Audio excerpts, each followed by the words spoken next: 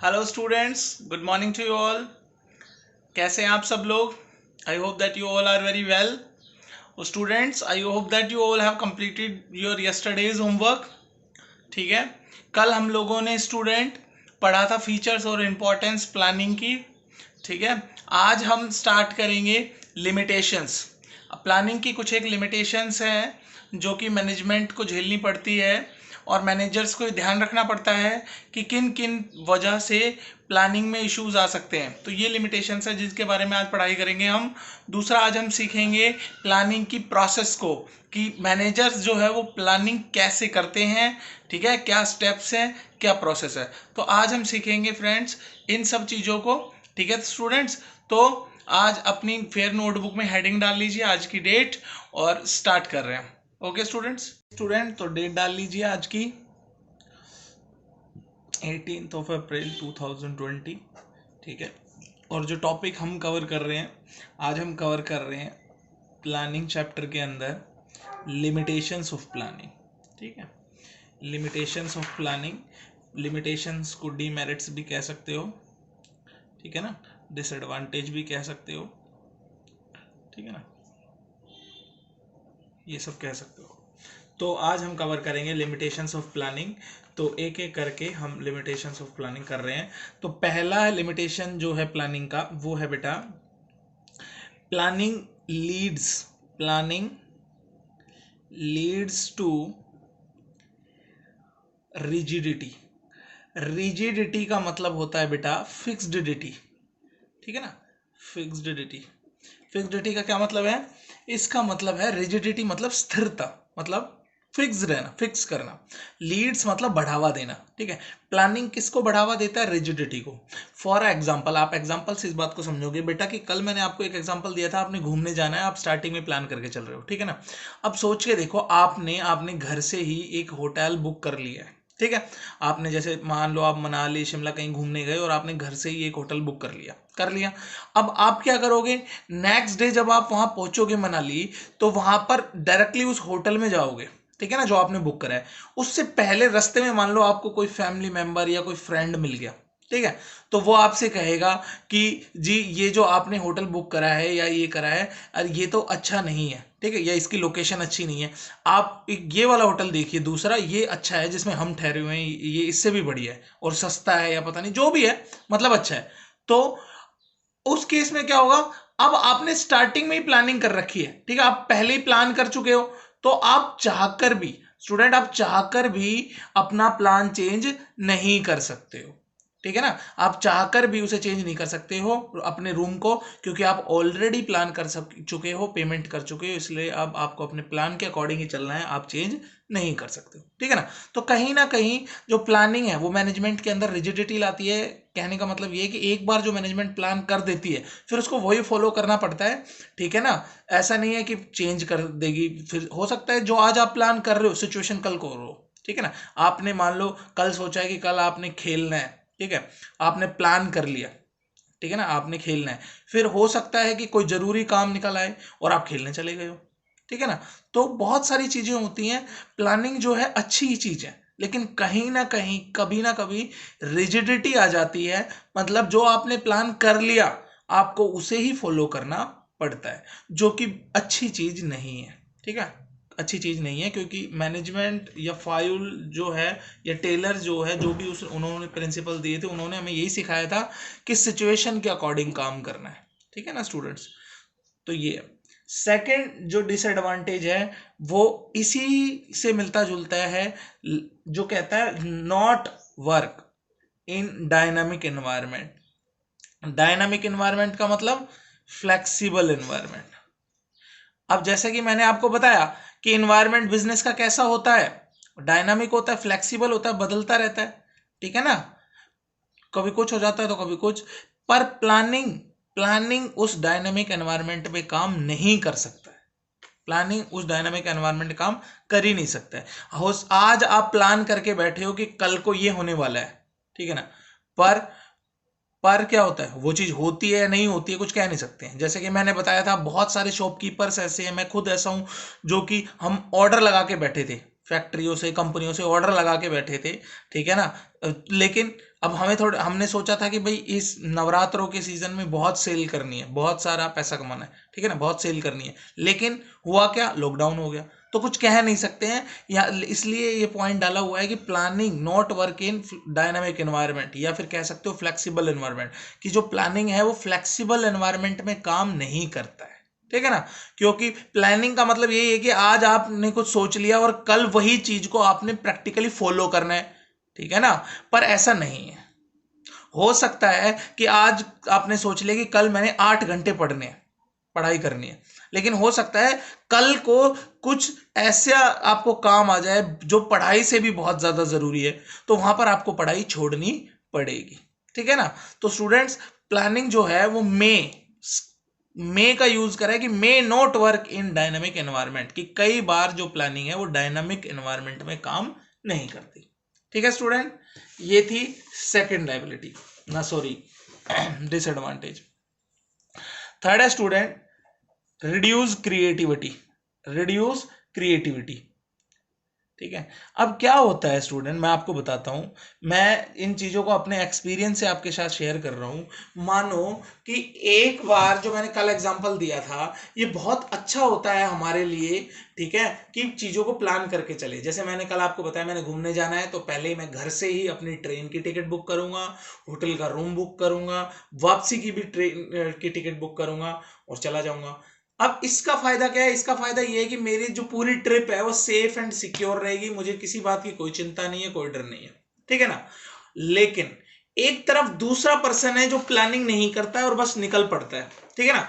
जब वो निकल पड़ता है तो हो सकता है उसे ट्रेन ना भी मिले, उसे बस मिले, उसे कार मिले, ठीक है। वहां जाके हो सकता है उसे मेरे से भी अच्छा रूम मिले या मेरे से बेकार रूम मिले। कहने का मतलब मेरा ये है कि उसने घर से प्लानिंग नहीं करी है, तो यानी कि कल को जब वो घर से बाहर निकलेगा, ट्रिप पे निकलेगा, तो बेटा उसे कुछ नई चीजें सीखने का मौका मिलेगा, ठीक है ना। हो सकता है उसे कोई ऐसा रेस्टोरेंट मिले जहां बहुत अच्छा खाना मिलता हो, ठीक है, बहुत सस्ता खाना मिलता हो सकता है उसे ढूंढते हुए कुछ ऐसा होटल मिले जो कि ऑनलाइन मिलता ही नहीं है पर बहुत अच्छा है, ठीक है ना। हो सकता है उसे क्या कहते हैं, ट्रेन नहीं बस की टिकट मिले, ठीक है ना, अच्छे एक्सपीरियंस हो, नए लोग मिले, ठीक है ना। तो प्लानिंग से आपको क्या होगा, कुछ नया सीखने को नहीं मिलेगा। आप ऑलरेडी प्लान करके गए हो कि मैंने यहां बैठना है, ये मेरी सीट नंबर है, ये मेरा होटल है और यहां मैंने घूमना है, ठीक है ना। वो क्या है, वो अपने एक्सपीरियंस से उसको जो मिलेगा वो करेगा, जो अच्छा रहेगा वो करेगा। घूमेगा तो होटल मिलेगा, घूमेगा तो बस या ट्रेन मिलेगी। तो हो सकता है कि वो कुछ अच्छी चीज खोल निकाले। कई बार जैसे घूमते घूमते हमें कोई अच्छा रेस्टोरेंट दिख गया कि भाई ये तो बहुत अच्छा रेस्टोरेंट है, जो आपको ऑनलाइन नहीं मिल सकता। तो बेटा प्लानिंग जो है वो क्रिएटिविटी को कम कर देती है। आपका बॉस आपको बोलेगा कि हमने प्लान करा हुआ है कि यही मेथड यूज करना है, ठीक है ना। पर हो सकता है कि आप क्या करोगे, आपके मन में कुछ और विचार हो, कोई और अच्छा मेथड हो, तो आप बंद के रह जाओगे। आप सोचोगे यार जब प्लानिंग हो चुकी है, इसी मेथड के अकॉर्डिंग करना है तो करते रहो, ठीक है ना। कोई नया मेथड कोई ट्राई ही नहीं करेगा। और यही होता रहता है प्रैक्टिकल लाइफ में, कि हमारे जो सुपीरियर, हमारे जो बॉस हमें फॉलो करने के लिए बोलते हैं मेथड, हम बस उन्हें फॉलो करते हैं, बाकी किसी को फॉलो नहीं करते, अपना दिमाग यूज नहीं करते। Clear student.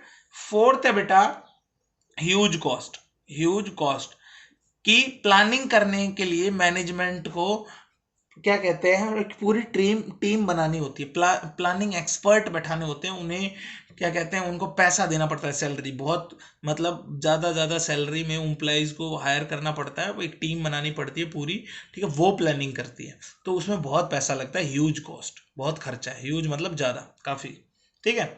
दूसरा कि टाइम कंज्यूमिंग है। अब प्लानिंग जो है बिल्कुल टाइम कंज्यूमिंग है, प्लान करने में टाइम लगता है, ठीक है ना, प्लान करने में टाइम लगता है। और कई बार जरूरी नहीं है जो आपने प्लान करा वैसा ही हो, इसलिए planning does not guarantee success, कि प्लानिंग जो है वो सक्सेस की गारंटी नहीं देती। आपने प्लान कर लिया, मान लो चोरी का प्लान कर लिया, तो जरूरी थोड़ी ना है कि चोरी होगी ही होगी, ठीक है ना, आप पकड़े नहीं जाओगे। तो प्लानिंग कभी भी डज नॉट गारंटी सक्सेस। तो ये कुछ लिमिटेशंस है बेटा। आई होप कि आप लोगों को सब समझ में आ गई होगी। फिर भी नहीं आई तो आपको जैसे पता ही है, आपके पास बहुत सारे ऑप्शंस हैं क्वेरी अपनी रेज करने के लिए। क्लियर है स्टूडेंट। तो अब हम सीखेंगे स्टेप्स ऑफ प्लानिंग। अब हम सीखेंगे steps of planning, steps of planning, या फिर इसको आप कह सकते हो process of planning, process of planning. बहुत ज्यादा इंपॉर्टेंट है स्टूडेंट्स ये, ठीक है, बहुत ज्यादा इंपॉर्टेंट है, एग्जाम में कई बार लास्ट ईयर्स में पूछा जा चुका है, ठीक है, और इस बार भी आने की पूरी पूरी संभावना है। तो इसे ढंग से पढ़ लीजिए आप लोग कि प्लानिंग की प्रोसेस क्या है, कैसे एक मैनेजर प्लान करता है। तो सबसे पहले प्रोसेस ये है, सबसे पहले सेटिंग ऑब्जेक्टिव, सेटिंग ऑब्जेक्टिव। सबसे पहले, जब भी मैंने आपको इसके फीचर में भी बताया है, प्लानिंग तभी हो सकती है जब कोई ना कोई आपके पास गोल हो। जैसे आपने मार्क्स लेने हैं तभी तो आप पढ़ने की प्लानिंग बनाओगे, आपने चोरी करनी है तभी तो आप प्लानिंग बनाओगे, ठीक है ना। तो कुछ ना कुछ ऑब्जेक्टिव माइंड में होगा तभी तो प्लानिंग करी जाएगी। आपने कोई डील फाइनल करनी है किसी कस्टमर के साथ, किसी कॉम्पिटिटर के साथ, तो तभी तो आप प्लानिंग करोगे। तो बेटा बिना ऑब्जेक्टिव के प्लानिंग पॉसिबल नहीं है। सबसे पहले आपको एक ऑब्जेक्टिव ढूंढना पड़ेगा, एक ऑब्जेक्टिव बनाना पड़ेगा, लक्ष्य बनाना पड़ेगा, उसके बाद ही उसे अचीव करने की आप आगे कोशिश करोगे।